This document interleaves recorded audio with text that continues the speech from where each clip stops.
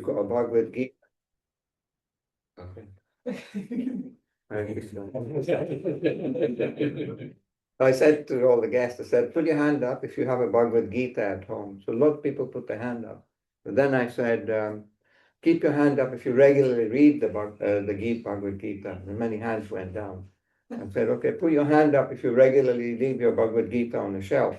Many hands went up. But then I said, it's supposed to be self-realization, not shelf-realization. The fact that you have the Bhagavad Gita on the shelf is a very good start. And then if you have managed to pick it up and open the pages and read it, then you'll make much more progress. Hare Krishna. Om Namo Bhagavate Vasudevaya. Om Namo Bhagavate Vasudevaya. Om Namo Bhagavate Vasudevaya. Om Namo Bhagavate Vasudevaya. Om Namo Bhagavate Vasudevaya. Okay, reading from Srimad Bhagavatam, Canto 1, Chapter 2, text number 28 and 29. It's a very famous couple of verses. I'll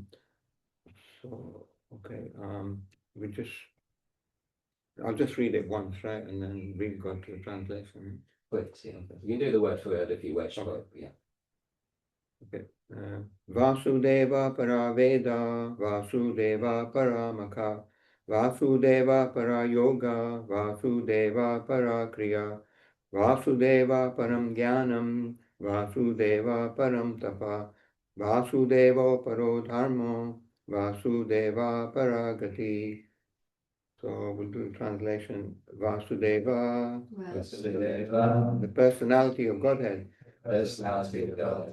Para, the ultimate goal. The ultimate goal. Veda, Veda, revealed scriptures. revealed scriptures. Vasudeva, Vasudeva, the personality of Godhead. the personality of Godhead. Para, Para, for worshipping. for worshipping. Maka, Maka, sacrifices. sacrifices. Vasudeva, Vasudeva, the personality of Godhead. the personality of Godhead. Para, Para, the means of attaining. the means of attaining. Yoga, Yoga, mystic paraphernalia. mystic paraphernalia. Vasudeva, Vasudeva, the personality of Godhead. the personality of Godhead. Para, Para, under his control. under his control.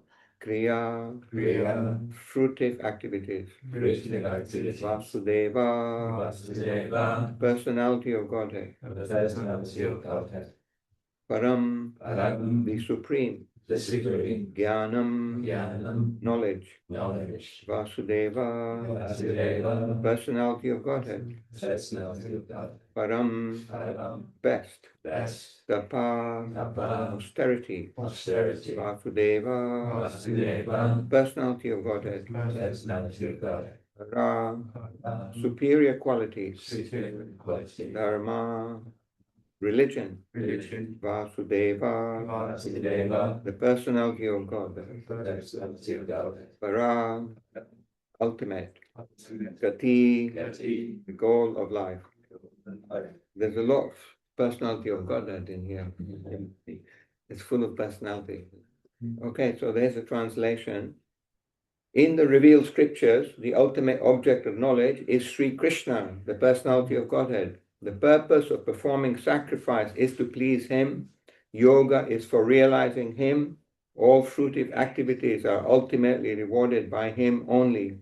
He is supreme knowledge, and all severe austerities are performed to know him. Religion, dharma, is rendering loving service unto him. He is the supreme goal of life. Do we get everyone to do a bit, or shall we just continue? if you can just go into the purport. Okay. The purport by His Divine Grace, Abhay Charanarinda Bhakti Vedanta Swami Srila Prabhupada Ki.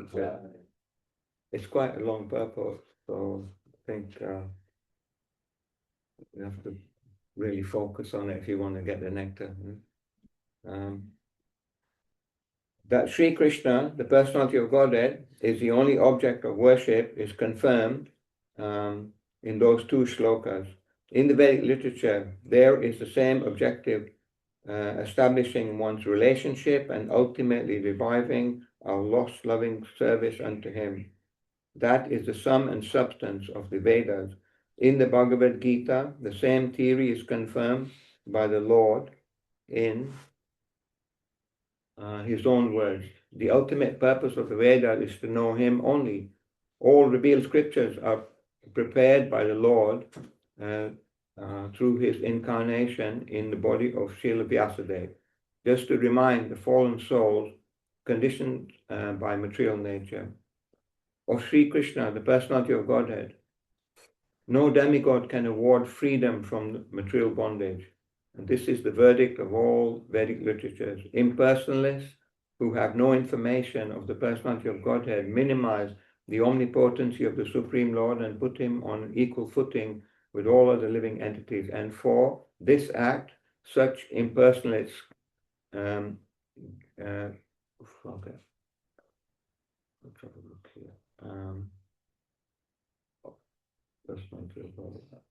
put him on an equal footing with all other living entities. And for this act, such impersonalists get freedom from material bondage only with great difficulty. They can surrender unto him only after many births in the culture of transcendental knowledge. One may argue that the Vedic literatures, that the Vedic activities are based on sacrificial ceremonies. That is true, but all such sacrifices are also meant for realizing the truth about Vasudeva. Another name for Vasudeva is yajna, sacrifice, and in the Bhagavad Gita it is clearly stated that all sacrifices and all activities are to be conducted for the satisfaction of yajna, or Vishnu, the Supreme Personality of Godhead. This is the case also with the yoga systems.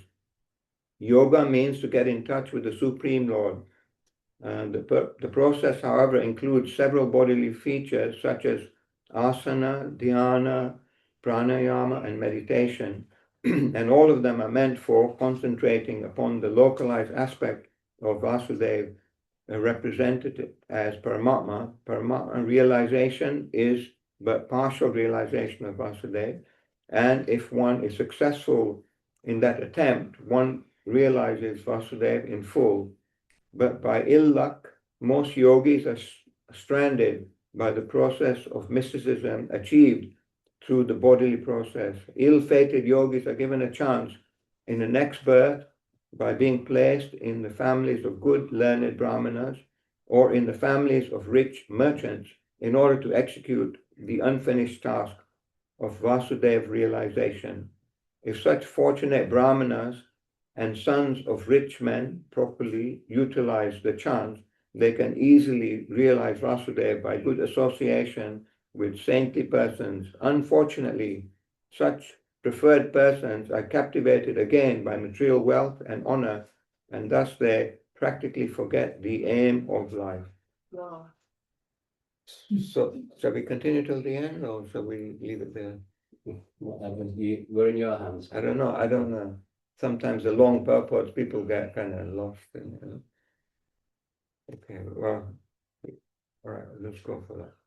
Om Jnana Timirandasya Jnanandana Shalasaya Jnana Tasmai Shri Vedama Mukham Karoti Vachalam Pungam Langayate Girim Yat Kripatamam Vande Shri Gurum Dinataranam Vanchkalpatulya Chadivakasya Pitanam Pavnebhyo Vaishnavebhyo Namo Jai Shri Krishna Chaitanya Prabhu Nityananda Shri Advaita Gadadhara Saraswati Gaura Bhaktivinoda Hare Krishna Krishna Krishna Hare Hare Hare Ram Ram Ram Hare Hare. So begging permission and blessings from all the assembled Vaishnavas to be able to speak something on this transcendental nectar of Srimad Bhagavatam, although not feeling qualified. So we did, sometimes we sell a set of Bhagavatam, Srimad Bhagavatam to someone, and we do something, it's called an installation. I don't know if you've ever done that or heard about it. You have that. So this family, they invited us to their home and they wanted us to do a kirtan, and one of their friends had convinced them to buy a whole set of Srimad Bhagavatam. So we put it on a nice table, we decorated with flowers and everything, and we had an aarti tray. We offered aarti to the Bhagavatam. And then some people were like thinking, they're offering aarti instead of deities, they're offering aarti to these books, So they were asking, well, why are you doing that? So we were saying actually that the Srimad Bhagavatam is the literary incarnation of Lord Krishna. Krishna swadhamma bhagate dharma jnana dabisaha kalo drishtam esha puranako danoditaha. It says, persons who have lost their vision due to the dense darkness in this age of Kali shall gain light from the Srimad Bhagavatam, because when after the Lord descended, he finished his manifest pastimes here, then he appeared in the form of Srimad Bhagavatam to give knowledge and guidance to people. So yeah, this is non different from Krishna. So then some people are saying, well, I know my father, he was an impersonalist. He was a Sanskrit scholar. He did 14 years of study in Haridwar, and he became a pandit. And some people say it was more like a bandit. Because the impersonalists have so much knowledge, but they don't have the understanding. So I was telling my father, when I met the devotee, I said, look, here Krishna is saying that I'm the source of all material and spiritual world. Everything emanates from me, and the wise who know this perfectly engage me fully in my loving service, And he said, well, he said, Krishna's okay, He said he's a bit of a magician. He said it's all right, But he said, well, you need to understand the Sanskrit and the deeper meanings, I said, but he's the cause of all material and spiritual worlds, What more do you want to understand deeper than that, So many different things I would challenge him with, and we had some debates, But he was thinking, he's a young boy, he doesn't really understand. But he was saying, yeah, Krishna's okay, but you have to go deeper, So they delude themselves, Like if you have a beautiful car and it's full of fuel, or nowadays the battery is charged, and everything's there, but you don't have the key, So it's like that. So there are many people, like sometimes, especially in the Hindu community, like if you go to different villages in India, there are so many different people who claim either to be God, and some of them are worshipping demigods or all kinds of things. And I think in the mid-80s, some of you may have seen this video of Tamal Krishna Goswami in Fiji. He is called God's Competitor. Did you ever see that? Yeah. So he went to this hall and he got a big altar made, and he put all pictures of different gods and demigods and different yogis and what have you, Like sometimes we go to some Indian's house and we see, we have like Radha and Krishna, we have this, we have Ram, we have Hanuman, Lord Shiva. We even see some cricket players, They do that. Well, that's just so it's like, so Tamal Krishna Maharaj, he did that. So then he would say to someone in the crowd, okay, who do you think is the supreme? And then somebody would say, well, I think Brahma is the supreme. He said, why do you think Brahma is the supreme? He said, well, he creates, these worlds and so many other things. And then he said, where does Brahma come from? He said, I don't know where he comes from, And who gives him the power to create? He said, I don't know about that.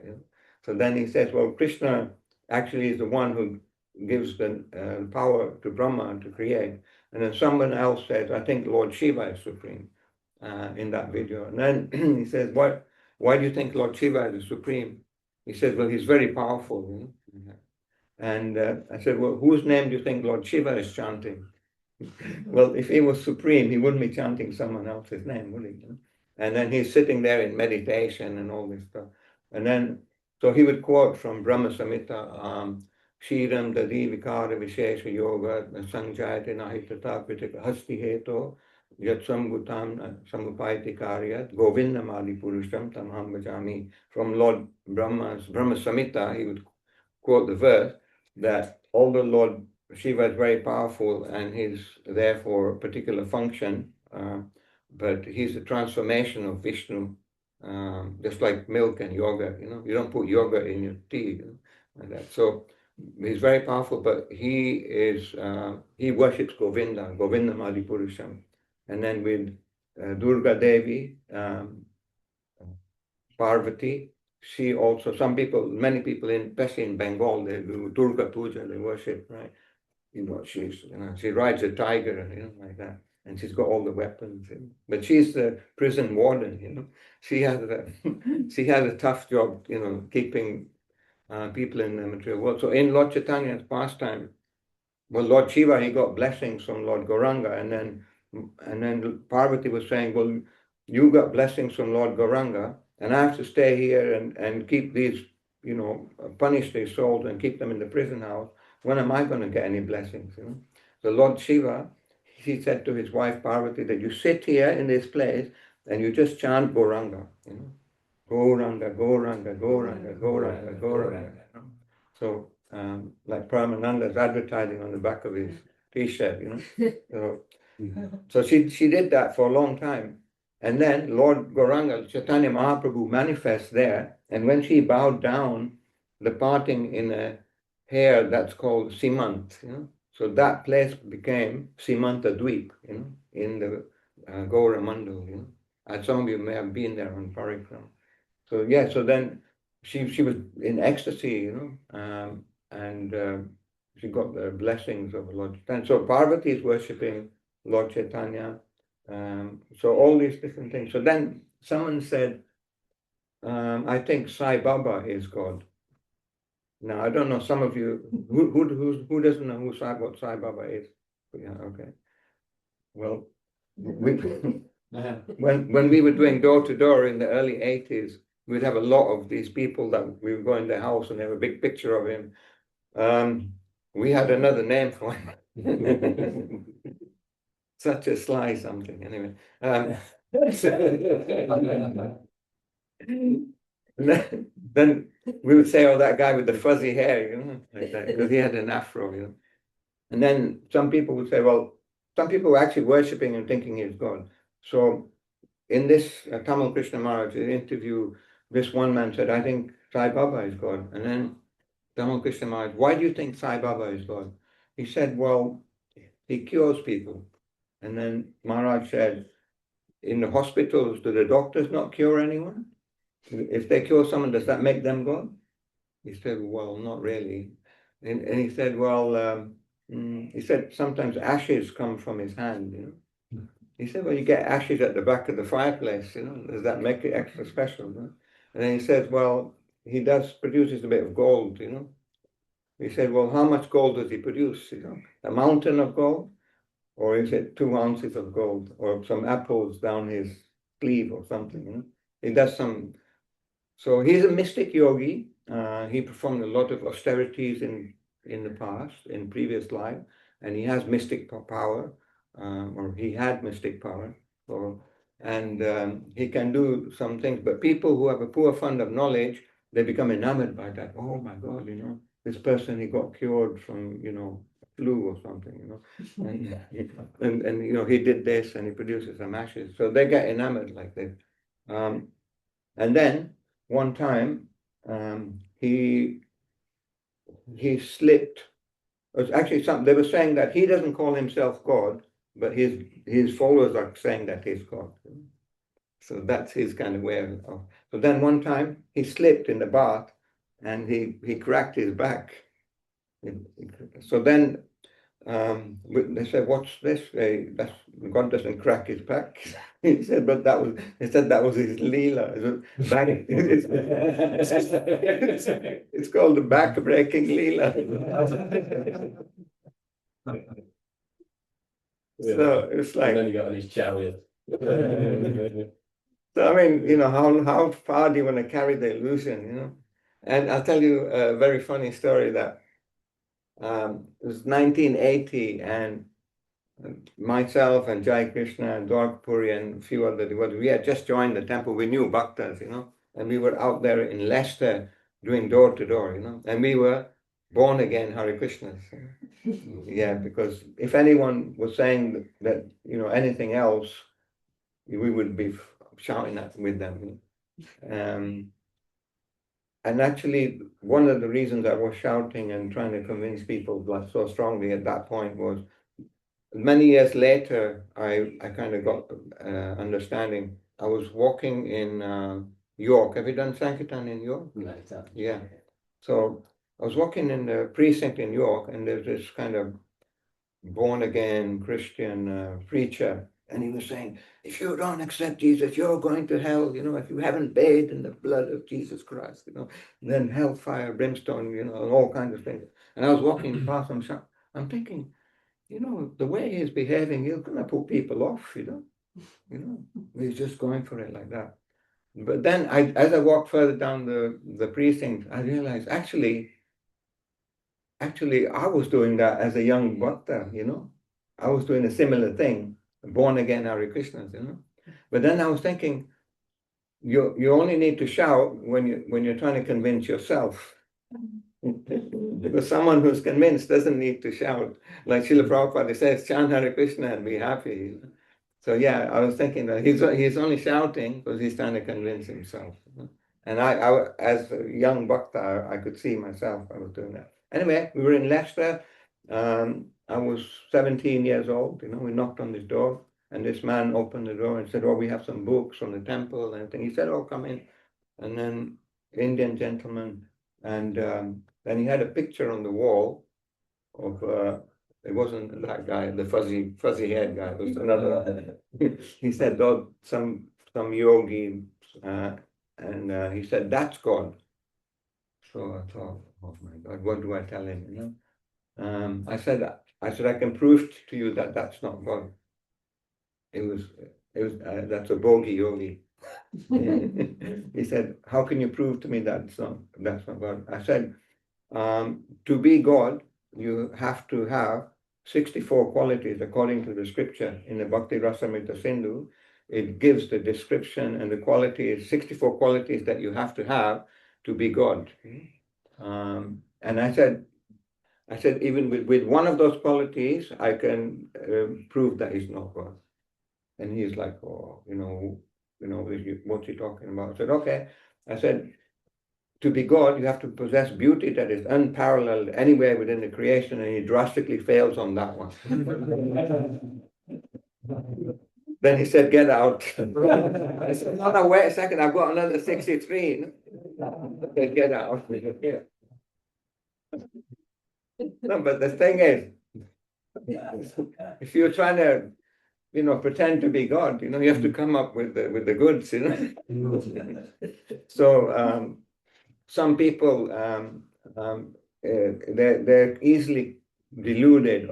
If someone does it's a good talker or a good singer or has a big beard or something or very bright orange, or he does some mystic, simple, some tricks, that the people are enamored by that. If they don't actually have deeper understanding, they don't have that knowledge from parampara, from the scripture. So then they become easily deluded by that. But that's quite unfortunate because, like I get the example, I said, anything that's kind of gold in color and shiny, does it necessarily mean it's gold? I said, no, it doesn't. But if you take it to a jeweler's and they have a test they do, and they can tell you whether it's gold and what quality of gold it is. So to understand God is not a cheap thing.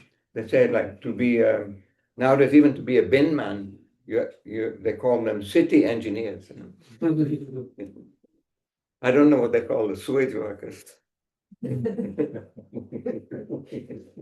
Probably something similar. Yeah, waste management. Some of them look wasted. So, they have all this like, I said, well, you have to study for, to be a bin man, and you have to study to be an engineer or a doctor, or how long did you study to be an accountant? 4 years. 4 years, yeah. But they say all these things, you have to study so much, but to understand God, they say, oh, just understand him like that. Just click your finger, he'll be there. So, yeah. So, so if somebody wants to know who God is, and it's very, very clear here, it is in no uncertain terms. Vasudeva para Veda, Vasudeva para Maka, Vasudeva para Yoga, Vasudeva para Kriya, Vasudeva param Jnanam, Vasudeva param Tapa, Vasudeva paro Dharma, Vasudeva para Gati. So who is God? Vasudeva. And who is Vasudeva? And the son of Vasudeva and Devaki. So in the revealed scriptures, the ultimate object of knowledge is Sri Krishna, the personality of Godhead. The purpose of performing sacrifice is to please him. And yoga is for realizing him. Sometimes they go all these many gyms up and down the country, they do yoga, but it's like to look healthy or, try and keep mobile or something, But the real purpose of yoga, it comes from the word yog. It means to link with, and to link with the Supreme, yoga. Yoga is for realizing him, and all fruitive activities are ultimately rewarded by him only. He is the supreme knowledge, and all severe austerities are performed to know him. And religion, dharma, is rendering loving service unto him, and he is the supreme goal of life. So when we were doing this installation for the Srimad Bhagavatam set at this family's home, we read this as one of the verses just to share with them. And we said, well, what more do you need to understand after that? It's very, very clear. It's not vague in any way. So yeah, so our Krishna consciousness movement is there to spread the knowledge and teachings of Krishna, and allow people to understand who is the supreme being and how they can reestablish their relationship with him through loving devotional service. So one man, he was telling me, who I read in your Vedic books that Srila Prabhupada has translated and made available, he said that it's, if to associate with non-devotees is very dangerous, It's better to be locked up in a cage with a tiger than be with non-devotees, But he said, well, I have a dilemma, because when I go to my work at the office, there's 60 other people there, and they're all non-devotees, So what do? Do I give up my work, or do I go lock myself in a cage with a tiger or something? So who can answer that question for me? What would you say to such a person? I mean, it's a valid, thing. Mataji? He can go to work, but not go into affinity what people do, and keep practicing his religion. Yes, very good answer. Very good, very good. So what I said to him was something similar. So I said, it's not that you retire, when you're 20 years old, and you think, oh, well, I've read that non-devotees, that non-devotees are all everywhere. So I said, so it's like if there's water, so whichever level is higher will flow into the lower, So if say if you have a cup and it's overflowing, that will overflow into whatever else it seems to be there. So if you increase your level of Krishna consciousness, then rather than you being affected by all of them, you will infect all of them. Mm-hmm. Yeah. So because it's not the place, it's not the people, it's not the dress, but it's the consciousness. So if you raise your level of Krishna consciousness, then rather than being contaminated by all the so-called non-devotees, you actually will influence them.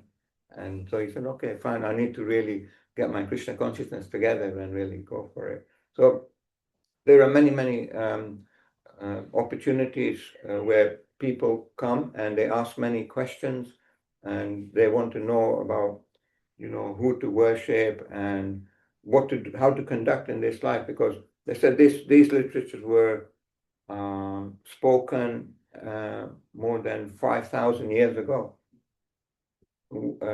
when Lord, and they were written down after by Srila Vyasadeva. So they were thinking, well, how does it apply to 2026? In the modern age, we're living in the modern age.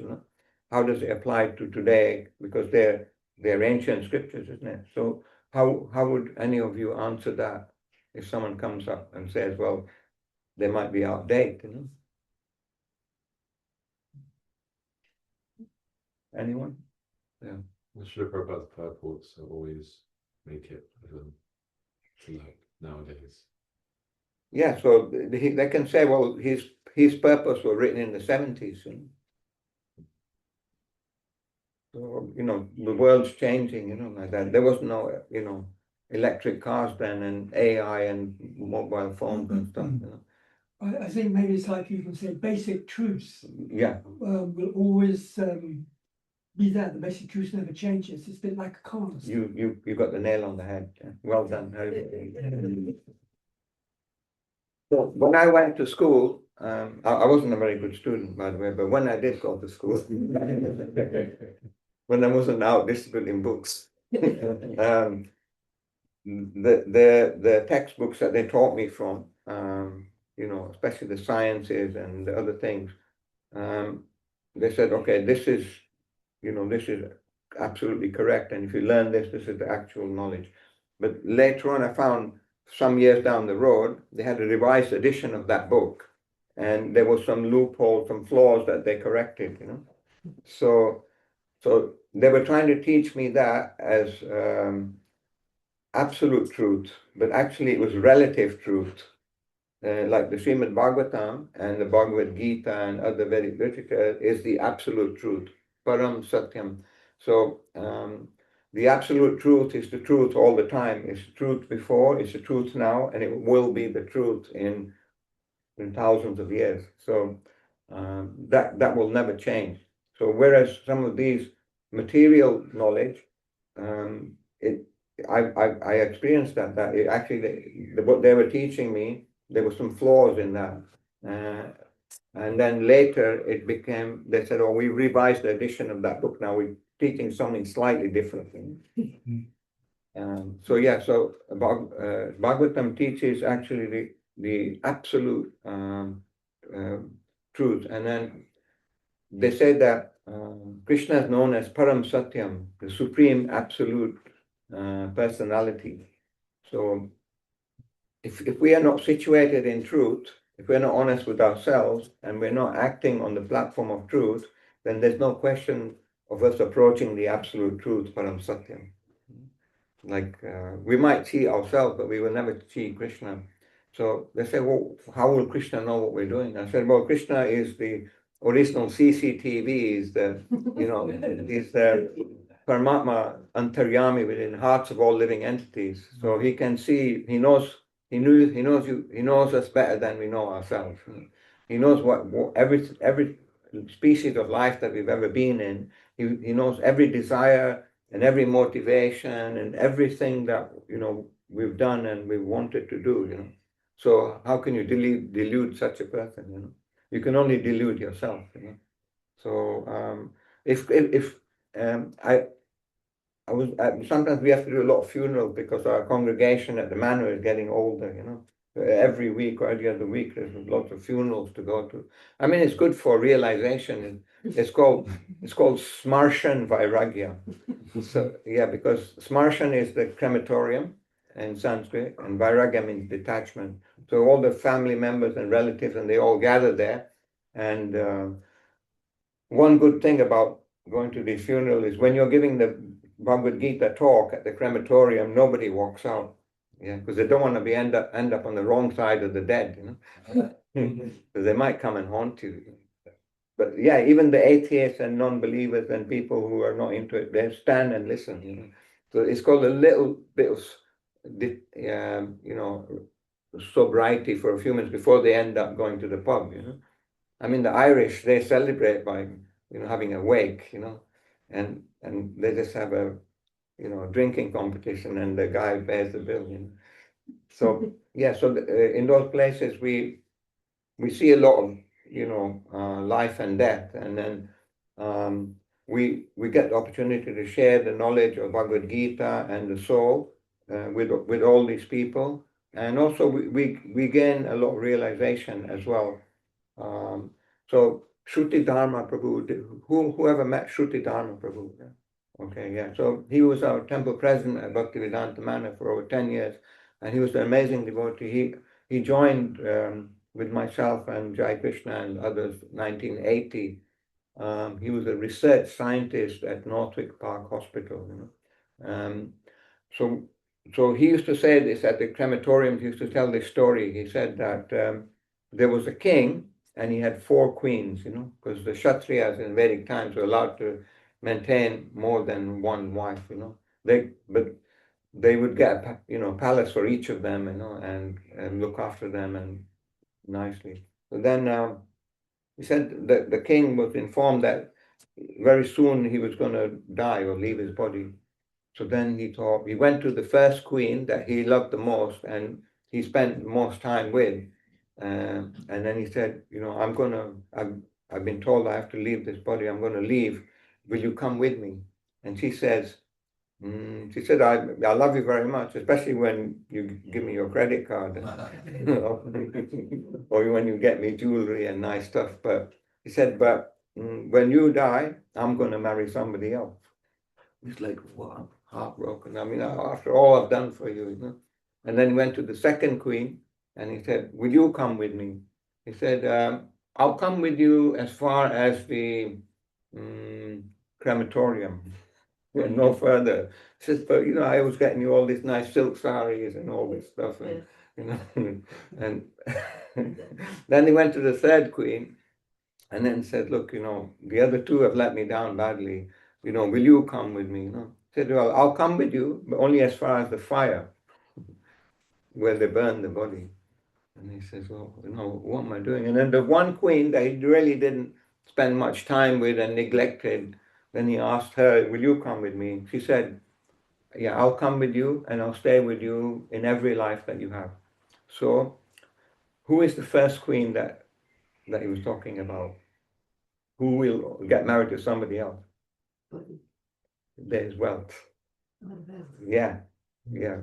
They say wherever there's a will, there's usually a relative, the one you haven't seen for a long time,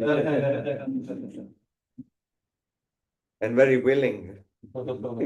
So somebody's wealth, when person passes away, immediately goes to somebody else, or the government will gladly have it. So that, and then who is it that will only go as far as the crematorium? Family and friends. Yeah. And who is it that will only go as far as the cremation fire? The body. And who is it that will stay with that living entity life after life? Yeah, super soul, Paramatma. Yeah. So then even if someone takes birth as a cockroach, the Lord will not give up on him. He'll still stay with him, So then in this pastime that the explanation that Shruti Dharma was giving, he was saying we spend so much time, running after wealth, accumulating wealth, and we spend so much time, doing so many things for, family and so-called friends, and we spend so much time pampering the body, which is ultimately bound to be stool of worms or ashes or something similar, but actually, how much time do we actually spend with that person who never gives up on us, and always stays with us and always there to help us and guide us if we're willing to take the guidance. So it's like, so people like stories. So then in this nice story, we're giving that analogy. So we were trying to share. So when we get these programs happening many times, so we just take the opportunity. I mean, we don't really want to be right next to a dead body and all these people weeping and all that. But we think, okay, fine. As preachers, let's take the opportunity and preach, and give that knowledge. And sometimes people actually they take something on board, Like one crematorium, I was giving a talk on the Gita, and there was 300 people there. Yeah, and this gentleman Ramesh, he was in the coffin, and he was just about to go into the place where they burned the coffin, and all these people are there. So I said, look, today it's Ramesh's turn, Now it's only a matter of time before it's mine and all of you's turn to be on that, in that same situation. But we don't know. It could be today, it could be tomorrow, it could be 50 years or longer. So what we do between now and when it's our time, that's very important. And you know why? And somebody was saying why. I said because that determines your destiny. Yeah. So whatever you've been focusing on in this life, and whatever is most prominent to you, that will come to you at the time of death. So somebody says, well, how does transmigration, how does it work? So it's like the Vedic scriptures explain, it's a combination of what you desire and what you deserve. Yeah, so sometimes I give an explanation. I met this old lady in where was that? Rochdale, Yeah, the big precinct in Rochdale. It's not the most opulent of places, to put it mildly. I met this old lady, and she said, "Oh, I'm 85. My husband just died, and we've been married for more than 50 years, and I just feel so sad." And I listened to her. I said, "Okay." I said,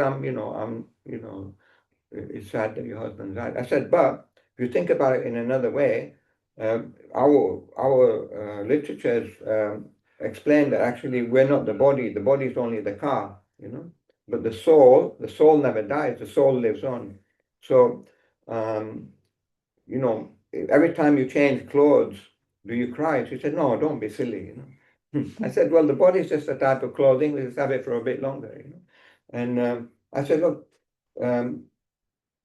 I get the analogy. Okay, when you get a new car, it's so nice and shiny, and all the neighbors are envious, and you want to take your friends and family for a ride in it.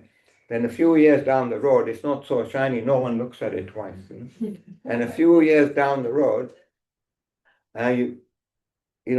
something goes wrong with it, and you take it to the mechanic, and he says, "Okay, you need to change this, you need to change that." And then some more years down the road, if you have an honest mechanic, he'll say, "Don't put any more money into this car; it's a goner," right?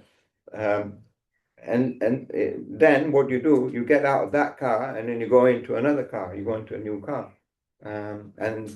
but you're still the same person. You're still the driver. So I was saying that.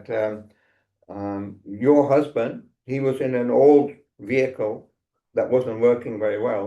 Now he's got a new car, and it might be a sports model, and so you should be happy for him. And she said, "Oh, I never even thought about anything like that, so that concept, And I gave her some books and things, So then also somebody was asking, and I was saying like, okay, you might want, when it's time to change your car, you might want a Rolls Royce, but your bank balance dictates you can only get a Fiat Punto.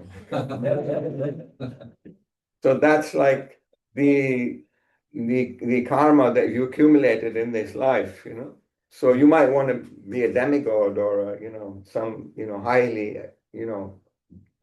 elevated personality, but the type of body you will get is according to your activities, like that. And also what you're thinking of at the time of death. So Krishna is saying, "Man mana bhava mad bhakto madhyaji mam namaskuru mameva suchi satyam te pratijane priyosime." He says, "Always think of me, become my devotee, offer your homage unto me, bow down to me, and you surely will come to me." So whatever you're thinking, then that's where we're already preparing our destination and all the activities that we do. So we're very fortunate in Krishna consciousness because His Divine Grace Srila Prabhupada has given us the process, and his disciples and devotees, followers have given us this beautiful process of Krishna consciousness, that we know who we are, we know that we're not this body, and we know this body is temporary, and we're in the temporary material world, and our purpose in this life should be to re-establish our loving relationship with Vasudeva, the Supreme Personality of Godhead, and actually this is a temporary phase, we're not, this material world is only a fleeting existence. So Radhanath Swami, he says that we're not the proprietors of anything, but we're only the caretakers. So if you think you're the proprietor, then there's a big awakening coming. Because what can we actually take with us when it's time to leave? What do we actually take with us? And in Christianity, the dead body wears a shroud, right? There's no pockets in a shroud. Yeah, because they can't take nothing with them. But the only thing you can take with you is the results of your service, devotional service, and how you've helped other people, and you can take the holy name. So it's a very powerful process. It's very, very clear. It's not vague. Who's God? It's like Vasudeva Paraveda. He's all the Vedas are saying he is, and all sacrifices are meant for pleasing him. Yoga is for understanding him. Everything is meant ultimately for his pleasure. If we just understand that simple concept, then we can simplify our existence, and we can actually live a happy life and attain spiritual enlightenment and eternal happiness. So they said, Srila Prabhupada said that if you take it casually, you think, okay, I've got my japa beads, and I've got the books, I've got all the videos, and I can go to temple when I feel like I can, and other times I'll just, so it's like use Krishna consciousness, but on the back burner, I'm not really enthusiastic about it, but I'll just do it casually. So Prabhupada said casual means casualty, And one personality we know used to say, cruising for a bruising. No, but you only get out what you put in it, So somebody was saying, oh, you're so much hard work, getting up early and then getting a shower and then chanting and then offering and then reading and doing service and doing this, you have to give, But the thing is, you're preparing your eternal life full of bliss and knowledge, So, everything that you do is going in your spiritual bank balance. So at the manor, I was giving a talk to these guests, and I said, most of you people like money, right? Who likes money? Putting them 2 hands up. I said, okay. So there's Barclays, NatWest, Santander, Metro Bank. What's the South African bank? ABSA, yeah. Okay. So many different banks. I said every week, every month, you're putting some investment in that bank, I said, but there's another bank account I need to tell you about, which is a very nice bank account, and it's got a very good interest rate. And it's called the Lakshmi Narayan Bank. They said, oh, we never heard of that one. I said, but the Lakshmi Narayan Bank is a very nice bank account because, but it's slightly different from the NatWest and Santander and Barclays, because it only takes spiritual things. It doesn't take your pounds and your dollars and your rupees and rubles. But it takes any devotional service. So when you come to the temple, you've made a pilgrimage. When you bow down in front of the Lord, then you get benefit for that. When you chant the holy name, you get benefit from that. When you read the books like Bhagavad Gita, when you help other people, when you do this devotional service, it all goes in your spiritual bank account, Lakshmi Narayan account. And the interest rate is very good. But the only difference between these 2 accounts, the Lakshmi Narayan and the Barclays and NatWest and the others, is when you die, it's called Deha, Dehant. Deha means the body, Ant means the end of the body. When Dehant comes, or death, then the NatWest, Barclays, Santander, whatever, that becomes somebody else's. You can't take it with you. If you're a billionaire now, it's not guaranteed that you will be a billionaire in your next life. You might be a dog, or a pauper, or a big issue seller. So, but the Lakshmi Narayan account, that goes with you.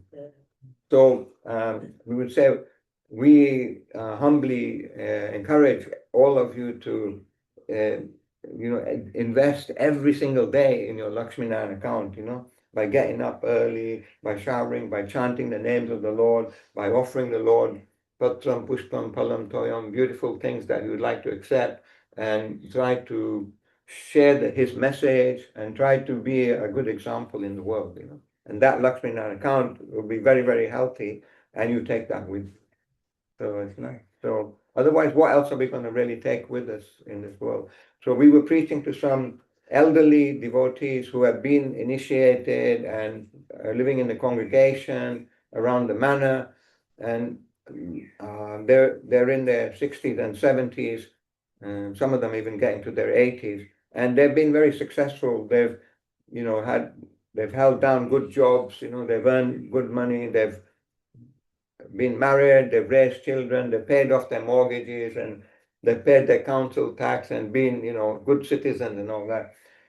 But we're saying to that in the Bhagavatam, it says, once all those duties are done and the children are grown up and things, then the husband and wife should travel more and on pilgrimage and detach themselves from material life, rather than get too absorbed in the grandkids. And one has to become more and more Krishna conscious, because at some point we'll have to not only leave the house, we'll have to leave the body as well.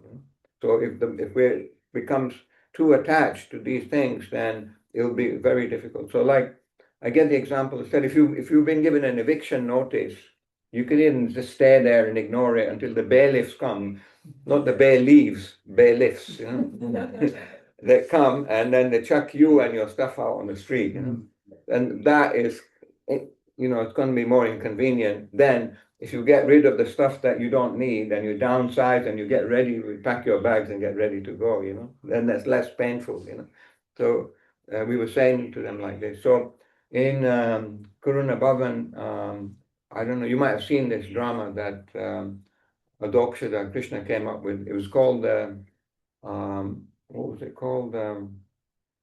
In this drama, there was Narad Muni. He came down to this man, Sailesh. He said, Sailesh, I've been watching you, a very good man. I want to take you back to the spiritual world. And Sailesh said, well, Narad Muni, it's so nice you come to my house, have an orange juice, have a sit down, but I'm not quite ready to go yet. I've got a few things to finish off, How about if you come back in 6 months, how about that? And I'll be ready, I'll have my bags packed and everything. So Narad said, okay, fine, I'll come back later. Because Silas was saying, his daughter's just about to get married, he's got to be there for the wedding. I said, okay, fine. And later, 6 months later, Narad Muni comes again. He says, Silas, are you ready? He said, well, I would be ready, but my son is just sitting his exams, so I've got to be there and make sure, he's there for that day that they wear the pointed hat, which you're doing in a few weeks, isn't it? So then he said, okay, I'll come back. And then he comes back, he said, oh, are you ready now? He said, well, actually, my daughter's just giving birth to a child, like that. So he came back a few times. There was always some excuse, Then the Sailesh, he died and he took birth as a dog. And in the drama, Adoksha Krishna made this outfit with a Dalmatian, the white with the black dots. So then Narad Muni says, okay, come on, Sailesh, you don't have anything left now, come. He said, well, I've worked so hard for this house. I need to stay here and protect it as a dog. So basically showing the attachment is so strong that, it's hard to give up, So, but if we take the process of Krishna consciousness wholeheartedly, then detachment will come naturally. It says from bhakti, jnana and vairagya, knowledge and detachment are byproducts. You don't have to endeavor for it separately. When you do devotional service properly, knowledge and detachment automatically come. So yeah, if we're doing our devotional service wholeheartedly, to the best of our ability, with sincerity, and with great affection and devotion, then whatever we need, the Lord will provide for us, and whatever we don't need, He will get rid of. And somebody was saying, Prabhu, I find it really difficult, all this talk about detachment, you should be detached from this, you should be detached from that. I find it really difficult, I said, well, okay, you don't want you struggle with detachment. I said, why don't you work on your attachment? He said, what do you mean? I said, well, what does detachment really mean? Real detachment means the more you become attached to Krishna, the more you become detached from everything else. Like one caterpillar, he's on a leaf, and he climbs onto the other leaf. When he gets hold of the other leaf, he can let go of the first leaf. He doesn't just float in midair, So it's like if the room is dark, I can try to push out the darkness, but I won't be very successful. If I turn the light on, the darkness automatically goes. So if we want to become detached from everything that's holding us back from fully giving ourselves to the service of the Lord and the holy name, then we just have to take shelter of the Lord. We just have to be more and more greedy and thirsty for everything that's Krishna conscious. Then automatically, the darkness will go. Automatically, all the things that hold us back will automatically go. Because the Lord is seated within our heart, and He knows better than any of us what we need. So if we give Him the opportunity, He will help us. So I've gone on for long enough, so I'll just share a few Sankirtan stories, because we were sitting with a lot of Sankirtan devotees here. So I was in Edinburgh, no, not Edinburgh, I was somewhere in the Lake District area, and we were wearing Western dress, and I stopped this lady, and we said, okay, look, we're monks, and we're giving out these books, and can you give a donation? And she said, do you help the homeless? At Kuruna Bhavan at that time, in all honesty, we didn't have any specific project for helping homeless people. So then I thought, if I say we don't, to this Scottish lady, if we don't help the homeless, she won't give a donation and she won't get a book. So then Sama Krishna inspired me to say, Madam, we do even better than that. I said, you do better than what? I said, we help even the hopeless. There's a lot of hopeless people out there.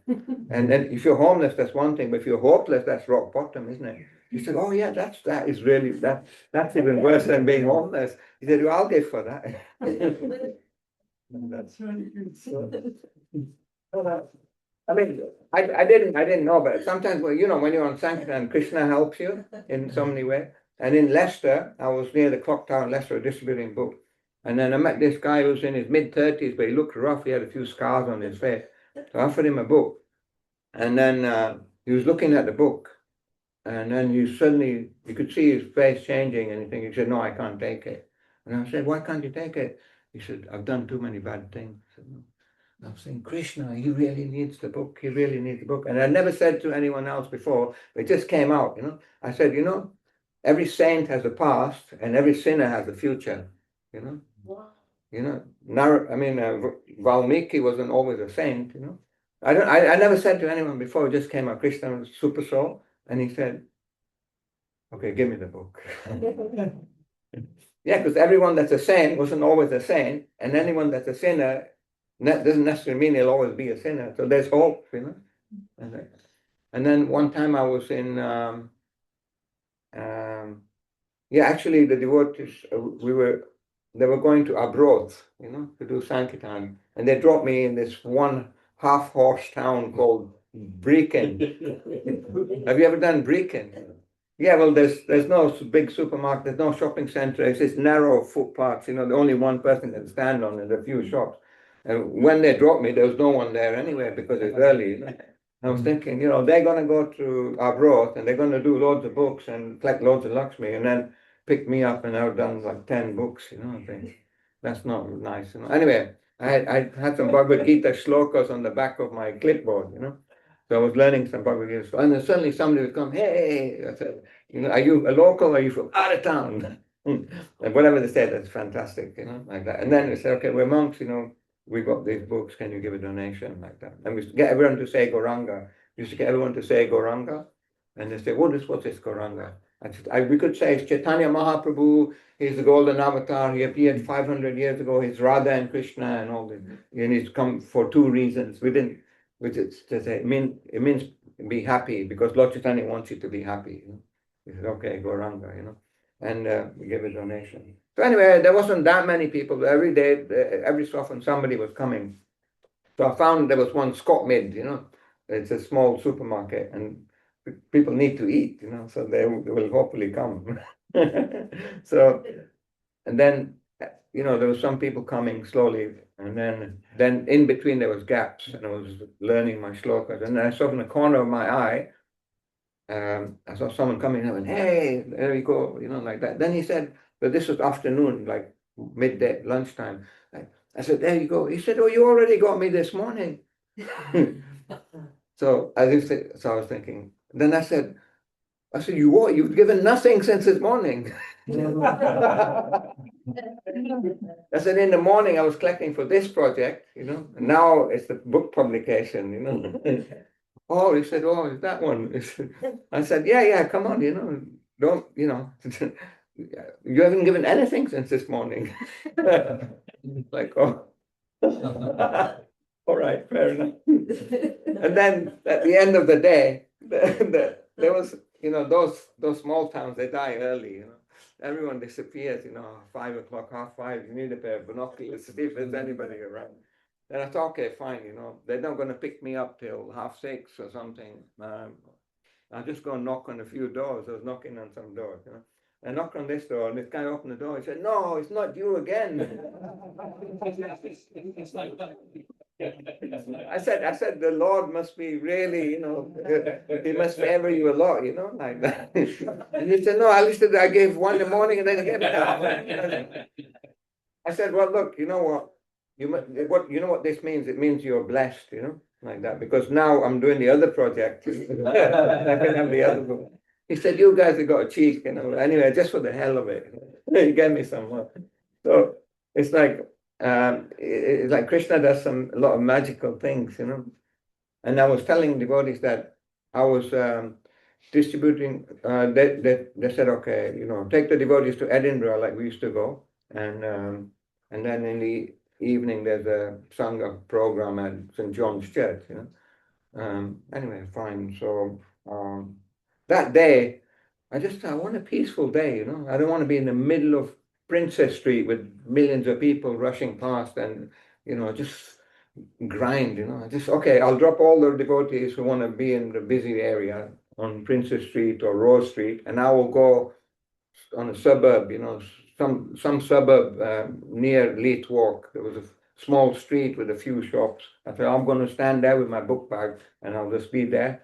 I just want a peaceful day for once, you know. But then fine, I was there. Every so often somebody was coming and I'll sell a book, and they'd never seen a clipboard before, so they would all stop, you know.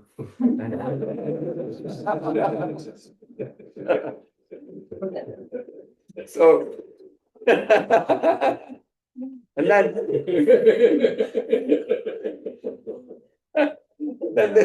this young Scottish lad came along, and I said, hey, you know, we're monks, you know, we're giving out these books on spiritual knowledge, you know, have a look. So he was having a look, and he said, nah, I don't want one. But I said, well, have this one. And he said, no, I don't want that one either. I said, okay, well, can you say Goranga? He said, Goranga, what is that? I said, this means be happy. Then I thought, well, okay, I said, look, I've got something else for you. You don't want to take a book, I don't want to give a donation. We're monks, you know, we live in a temple or a monastery, and whatever we use there is all begged, you know.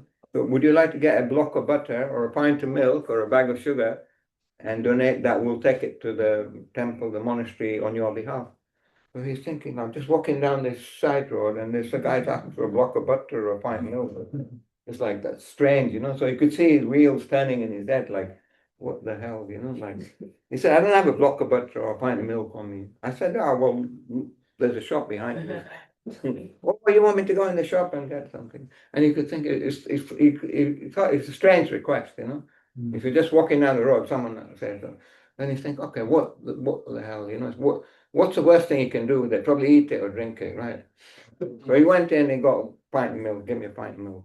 So then I just remembered in my bag, I had a leaflet for the flyer for the Namahata we had in Edinburgh. So I said, look, was it Friday? Which day did we have it? It was Wednesday. Every Wednesday, yeah. Yeah, anyway, one of the days of the week. I said, on that day, where we have, some meditation, some chanting, some philosophy, and free vegetarian food, why don't you come along? Okay, fine. And he went off. Then the following week, Prabhupada Vani, he said to me, okay, you take the devotees to Edinburgh. When the evening you get changed and you give the talk at the Sangha, in St. John's Church. So fine, I got sent to the altar, getting the altar ready and everything. And Rory was making the fruit salad. Then, and this boy who had given the leaflet to and get the milk, he came in, And that boy, do you know who that boy is? Scottish Govinda. He does Hari now? Yeah.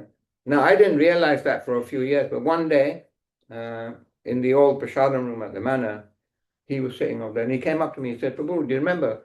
He said, I was on that suburb in Edinburgh, and then you're trying to sell me a book, I didn't get a book, but you made me get a pint of milk. I said, that was a very costly pint of milk, it cost you your life. So you never know who you're going to meet. And that day, I'd never been to that place before, that suburb, And there's only a few shops there, Normally you want to go to a busy area and do a lot of books.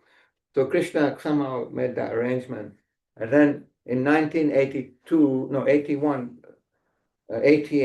we were staying in different cities around the UK. One of the times we were staying in an old Hindu temple in Leicester called Cromford Street Hindu Temple. It was like run down, it was like the place was falling apart. But they said, okay, there was 10 of us, Hare Krishnas, you can stay in the upstairs hall, and then you can take a shower downstairs and fine.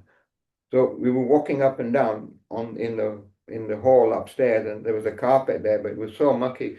You could peel a black, like a layer off the bottom of your feet because it was so greasy, And then we would have prasadam, we'd have kitchen, put cloth on the floor, and there'd be cockroaches crawling across the cloth, So they said that if your kitchi was crunchy, you would have extra protein. It was a rundown place, but we didn't have nowhere else to stay, and we were doing sanctum. So we did the whole of Leicester twice over, door to door, And we went to this. We knocked on one door, and this young man, Indian boy, with his Elvis hairstyle and Elvis clothes, Elvis Presley, he opened the door, and then anyway. We sold him 2 small books, and then he had a jar that he used to put any loose change, so he emptied that and gave it to us. So we said, we're staying at the Hindu temple in Highfields, Cromford Street. We'll be there for a month. So if you have anything that you read from this book and you want to ask more questions, you can come there and see it, or if you want any more books. So this young boy, his name was Jitendra, I think he was in his 20s. So a few weeks later, he turned up there at the Hindu temple, and he said, I was reading this in the book, but what does this mean, So we explained to him what it means, and then he said, have you got another book? We get another book. We said, actually, the next day, it was Lord Nityananda's appearance day. Now, on our traveling party, it was very frugal. It was quite austere, but one of the nice life members, wealthy life members, had invited us to their house. They had a nice big house in a nice area of Leicester, and the gentleman, his name was Rajan Jani. His wife was a very good cook. They were all like no eggs and all meat, fish, onion, and all. They were devotees. So okay, we thought, okay, we'll go there, have some decent feast. And then we said to this boy, Jitendra, look, tomorrow's a big festival day. We'll write the address for you. Why don't you come? So then anyway, he cycled there.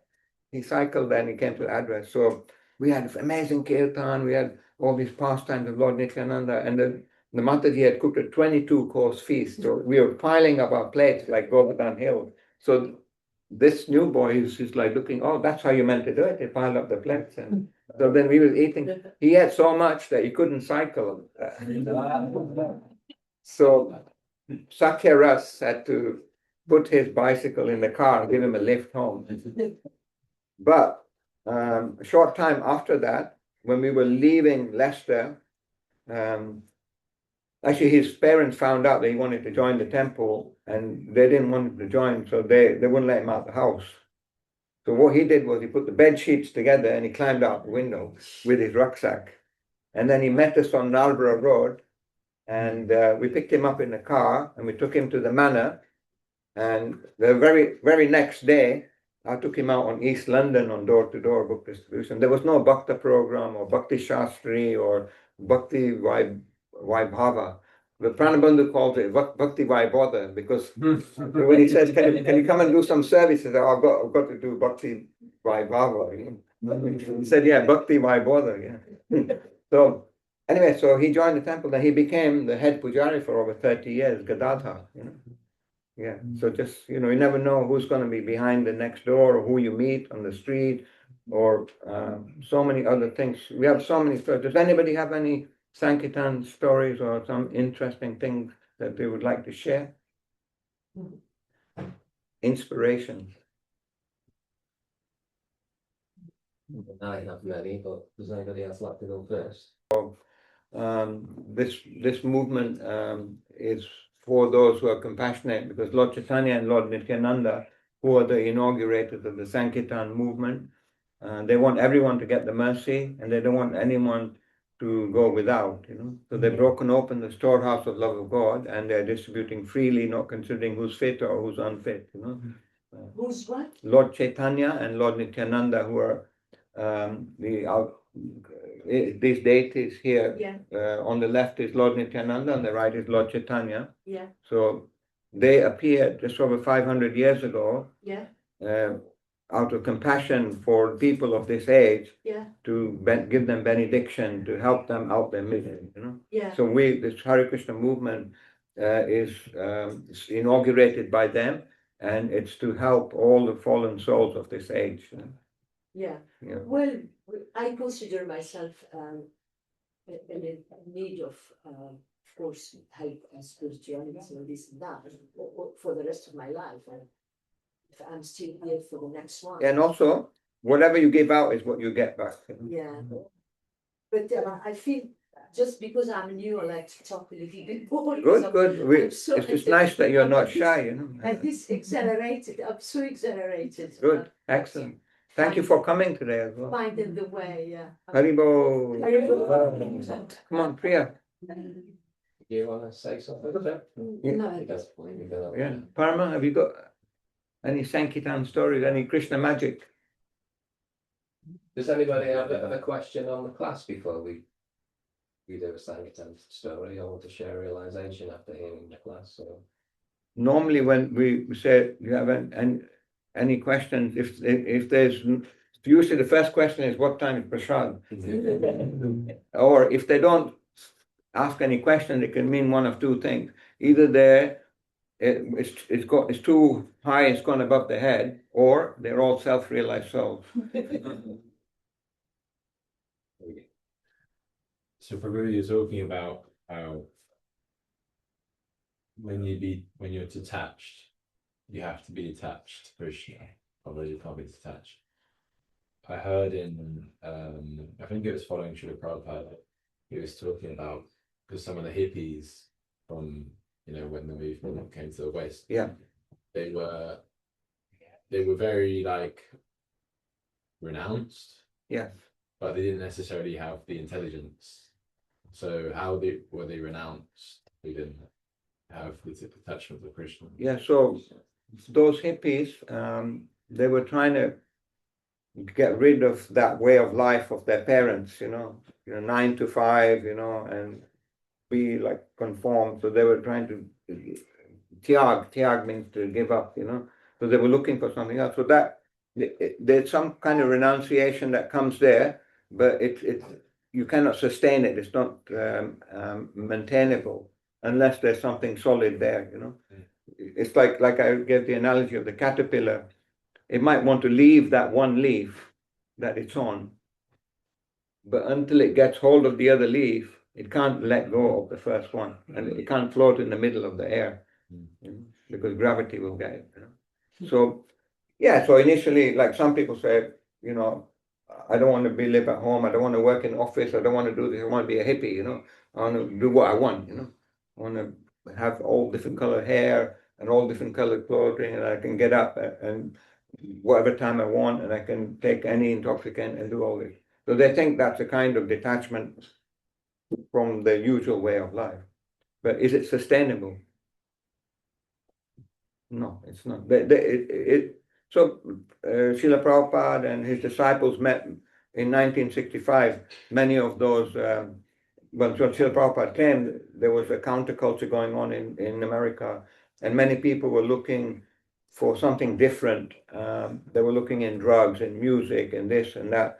And also there was a war going on. They were being, you know, drafted to go and fight in Vietnam or go to prison, you know. So there was a lot of different things going on.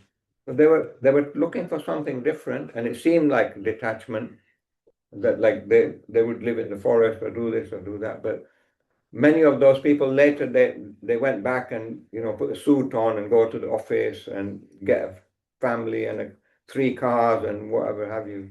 But unless they took the Krishna consciousness, they can sustain the detachment, you know, because you can only pretend, you can only keep up the detachment or the guise of detachment if you actually have something else, something to hold on to, you know? So devotees naturally, you can see they can live very simply, you know, satisfied with very simple things, whereas most people, you know, they need this, they need that, they need this, and they complain about so many things, you know, that are not going right about them, you know. I mean, you meet them in the cafe, don't you? Yeah, all the Yeah. time. Yeah. So according to scripture, it says you to the degree that you are attached to the supreme, to that degree you can be detached from everything else.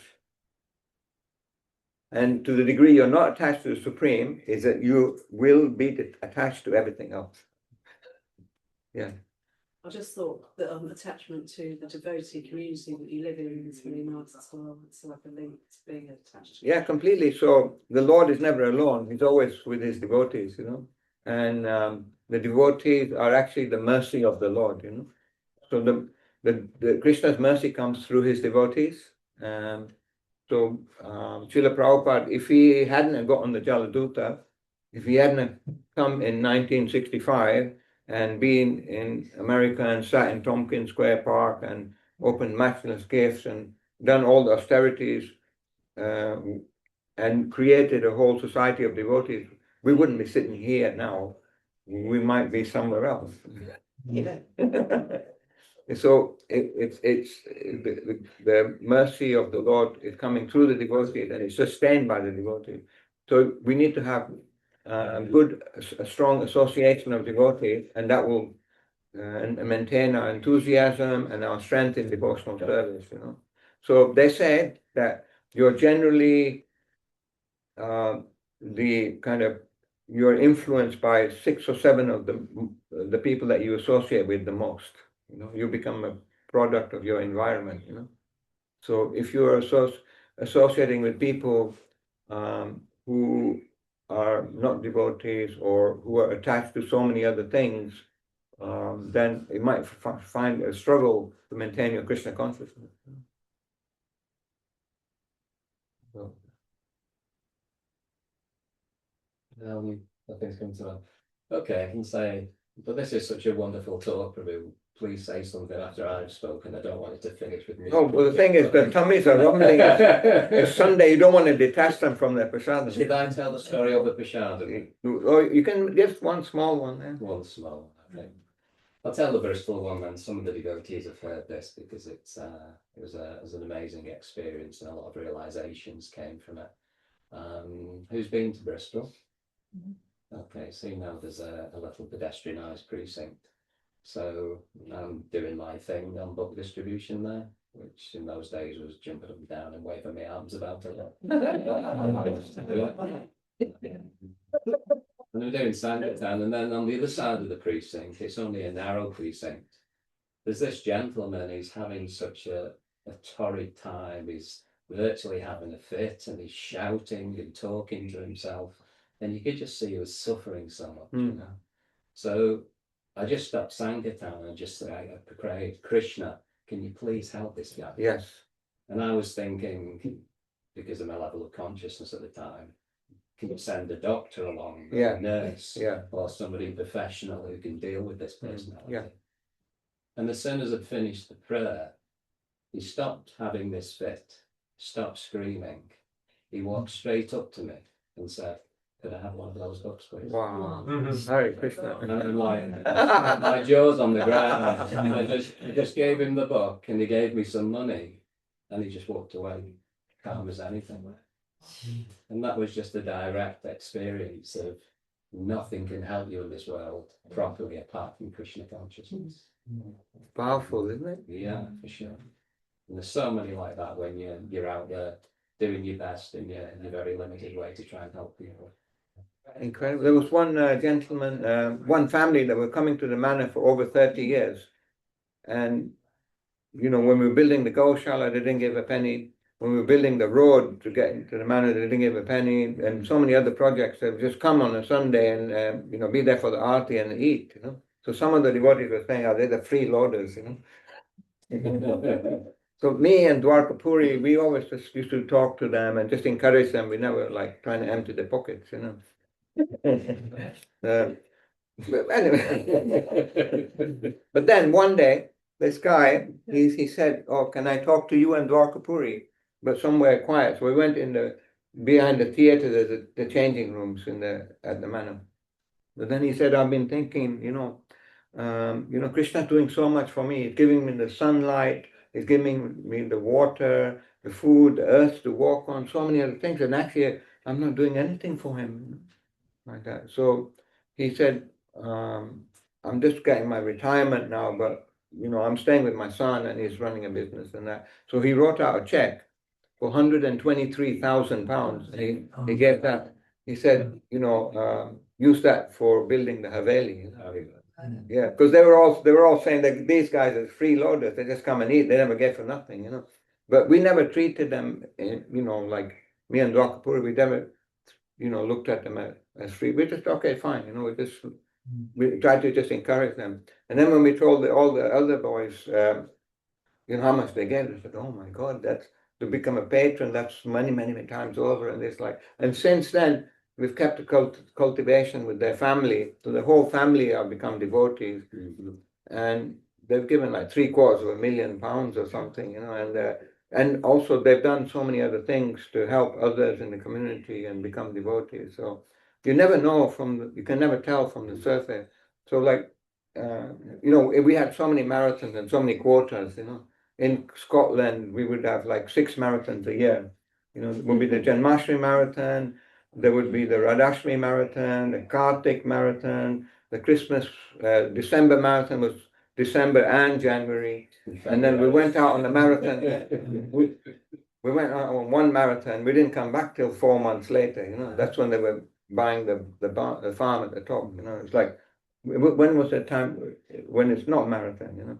So it was, and, you know, Scottish Yatra was commando unit, you know, like that. Like on a Saturday, we would get up early, start chanting around the morning program, and then driving out by 8:15, you know, with our plates of breakfast prasadam, you know. And then we'd end up, you know, 9:30, 10 o'clock somewhere. We started our Sankirtan. We distributed books till about 6:30. And then in some places, the shops closed and there's nobody around on the street. So then we would do door to door till 8:30. And then 8:30, we'll go in the pubs. And then in the pubs, we'll collect with a collecting can. And then at midnight, we're going to nightclubs. You know? And then the nightclubs, you know, till 2 or 3 in the morning. and then we'll do half an hour of call out Goranga, be happy posters around town, and then get picked up and come back to the temple like 5 o'clock in the morning. You know, that was every Saturday. You know, so people were saying, "Well, what were you saying to them in the nightclubs?" I said, "Well, the music was so loud they couldn't hear what you said anyway." So I was saying, someone, yeah, they said, "What's it for?" I said, "Never mind what's it for, just put something in." You know? And then, you know, anyway, so one time I was with Ramananda, you know, and we were in Stockport. And then, I mean, I tell people I've never been in a pub till I joined the Hare Krishna movement. I was the son of a Hindu priest, and my father, used to live in the Hindu temple, then go to school, and I joined the temple from there. Anyway, and the devotees in Scotland said, okay, they went into the first pub, and then they came back out. I said, I'm not going in any pub, you know.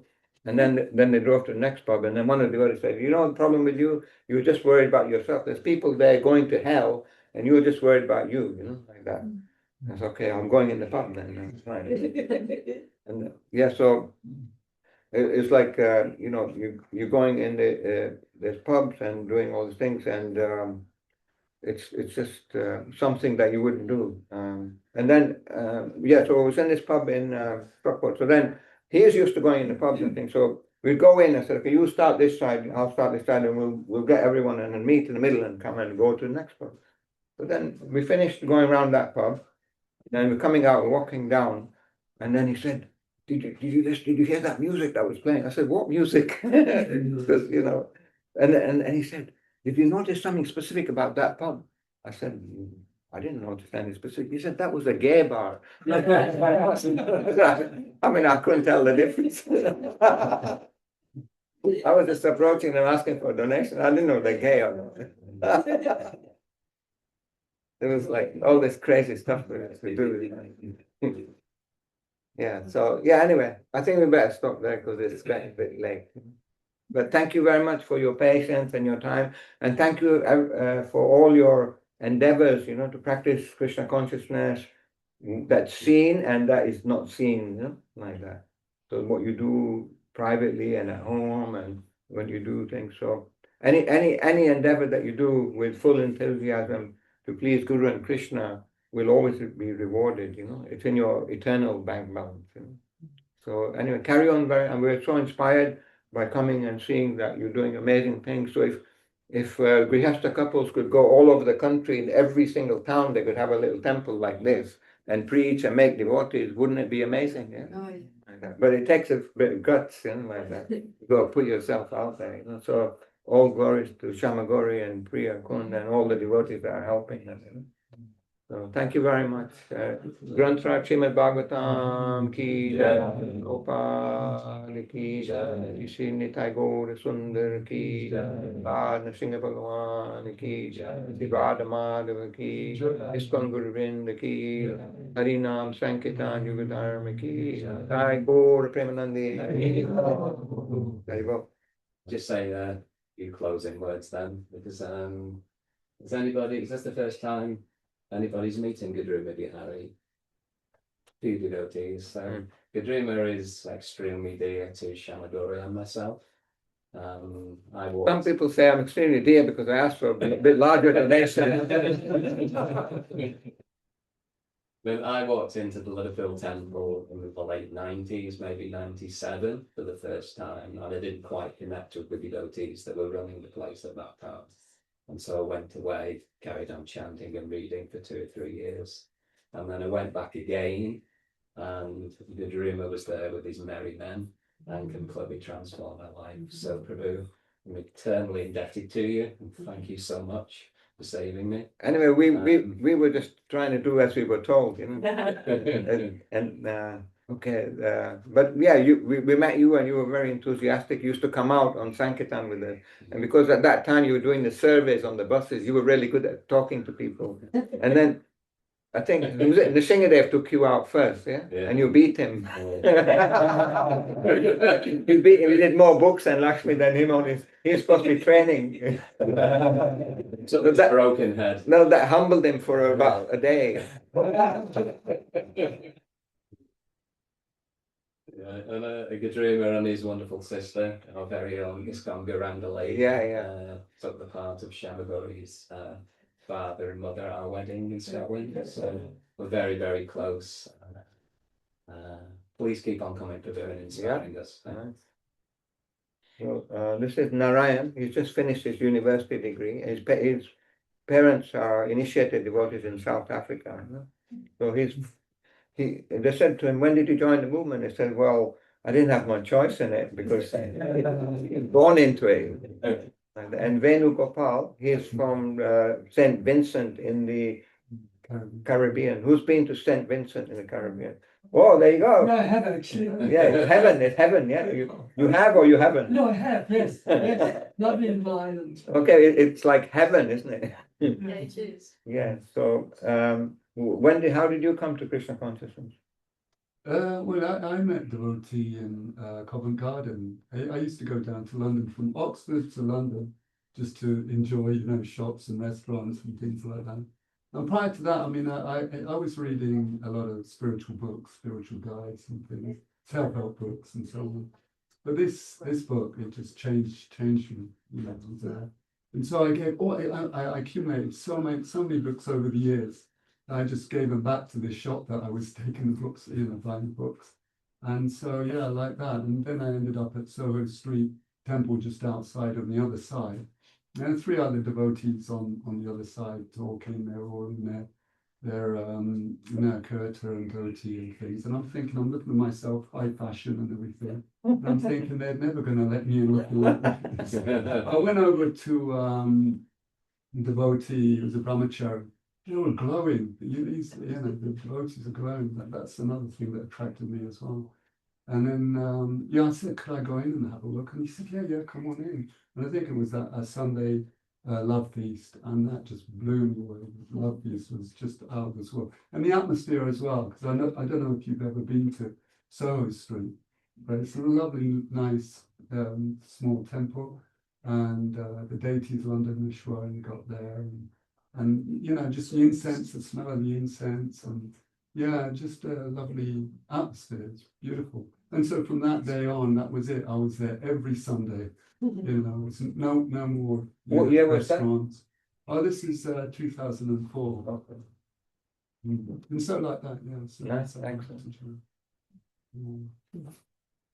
Hare Krishna. Hare Krishna. Antaraj. Oh, sorry, Jennifer. Thank you for being the long Zoomer. I trust you're equally as My inspired. apologies, Jennifer. You thought it was going to be a short class. No. Oh, thank you very much for your talk, Prabhu.